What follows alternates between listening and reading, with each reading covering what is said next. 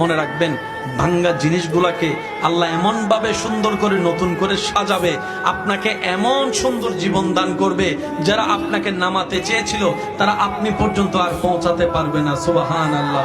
যারা আপনাকে টেনে ধরে নামাতে চেয়েছে তারা অনেক পিছনে পড়ে থাকবে, আপনি রবের রহমত নিয়ে অনেক দূরে এগিয়ে থাকবেন। মনে রাখবেন, শুধু একটু সয়ে যাবেন, একটু ধৈর্য ধরে থাকবেন, একটু সহ্য করে চুপ করে থাকবেন।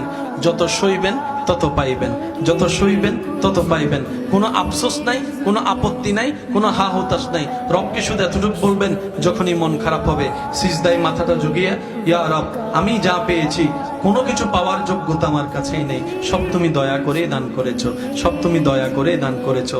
একটা জিনিস পাওয়ার যোগ্যতা আমার নাই, এই চোখ পাওয়ার মতো যোগ্যতা আমার কাছে নেই, এই কান শোনার মতো কান আমার কাছে নেই। আল্লাহ, কোনো কিছুরই পাওয়ার যোগ্যতা নাই, তুমি দয়া করে দেখার জন্য দুইটা চোখ দিয়েছো, তোমার দরবারে শুকরিয়া। সুবহানাল্লাহ।